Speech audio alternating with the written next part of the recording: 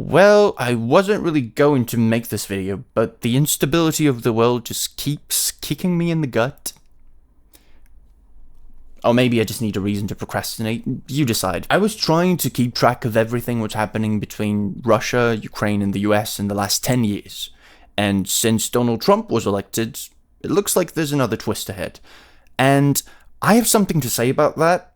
Something that I believe could be important to hear for some people, and that's a reason enough for me to record this. But before I proceed to the topic of the video, I think I should mention this. I am not going to dive deep into political detail of trade wars, Department of Efficiency, and policies that Republicans are trying to implement right now. There are other channels and other people who are way more qualified than me, I think. What I want to do is to give you my honest opinion that is based on my views, my experience of living in Russia for almost 10 years, and my understanding of what is happening in the US right now. I hope you understand.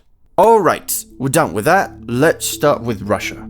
Russia has a dictatorship as a form of government at the moment, even if on paper that is not true. You can approach any Russian person and ask them, if Putin and his government decided to do something right now, what is the mechanism in Russia that can potentially prevent that from happening? True answer is, there is no such thing. Russian Senate is loyal to Putin and would never do anything to oppose him. Judicial system is a joke and everybody in Russia knows that. I think when I heard for the first time that in the US you can actually sue the government and win, I thought that's ridiculous and basically never happens. It's just some kind of propaganda bullshit. Imagine my surprise. The press is also mostly loyal to the government, otherwise they're called foreign agents, which is accompanied by some restrictions, loss of reputation. It's just basically a government way to say, these guys do not have our country as a core interest. Which, I don't know how it happened, but somehow in Russia there's an ongoing legend that if anything is wrong in the country, the Americans are to blame. I don't know why. Putin also introduced amendments to the constitution in 2020, which, among other things like making gay people illegal, increased the presidential power even more and reset his presidential terms. So yes, you get it.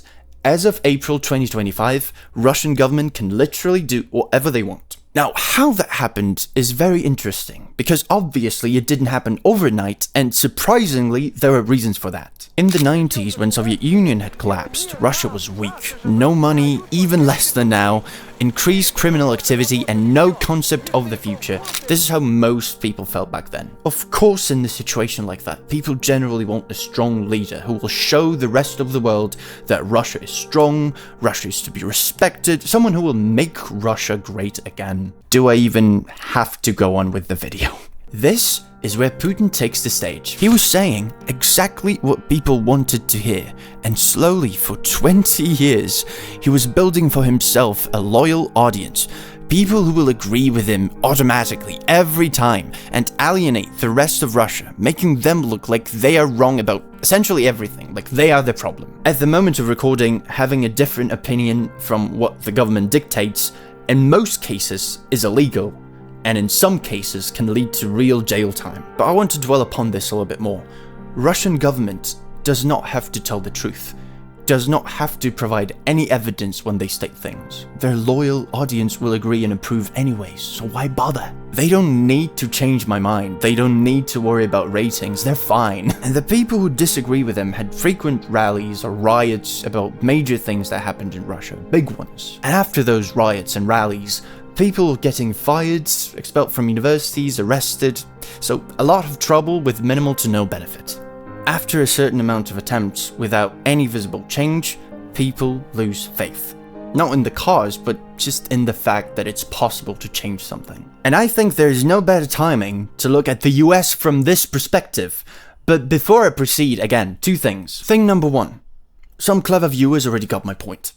If that's you, thank you so much for watching. You can turn off the video, leave a like and subscribe. I'm not going to say anything new for you. Thank you so much for existing. Thing number two will be mentioned a little bit later. The United States of America. Great country. Had a bad couple of years lately. I don't know if Mr. Joe Biden was a good president for the United States. That's a question for Americans. But as far as I can tell, he did make the US look a little bit weaker. He could barely speak in public, some things he was saying didn't make sense at times, and that's a bad image for the biggest economy in the world. And that adds up to the demand of the strong leader who will show everybody that America is still strong. You know? Like, we're strong and everybody else is using us. They're using our kindness. They prosper at our expense. And that's just not right, you know?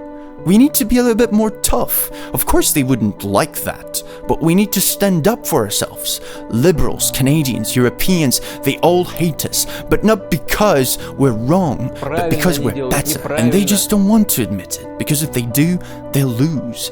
We need to lead by an example, because we're the greatest nation in the world, and God's with us. And that, my friends, is how a dictatorship is born.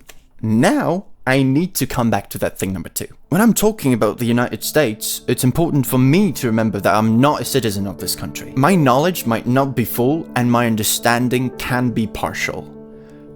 But I'm seeing the pattern here that I'm not sure I like. It does not guarantee the same outcome. There are many variables that I didn't take into account. For example, the American society is very different from Russian. You guys had democracy way earlier than we did. So the fact that there are similarities does not mean that you're going to follow the same scenario. But it kinda rhymes. And I don't want to use any emotional manipulations and scream that Donald Trump is a piece of shit and everyone who supports him is a fucking idiot. I'm not saying that, just like I'm not saying that people who support Putin are idiots. I'm simply saying that I disagree with most of the decisions they make, and the people who support them, in my opinion, are wrong. And that can cost some people their lives. And I don't think I have to insult them or anybody in that regard to deliver that message. And as for the second part of that message, yes, I have noticed that a lot of things that are happening in the US right now look a lot like things that were happening in Russia and led to a lot of problems. Problems that, trust me, you don't want to deal with. Am I 100% sure? No, but I'd keep an eye on that. That's kind of it.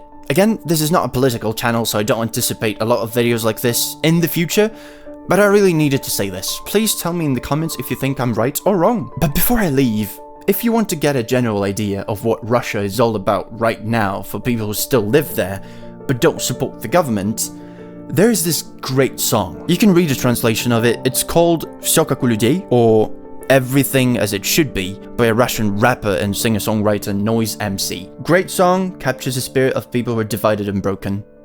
I recommend. Thank you for watching till the end. I'm a small YouTuber, that means a lot to me. You can like it if you did, leave a comment and subscribe. Or not, it's up to you. Peace.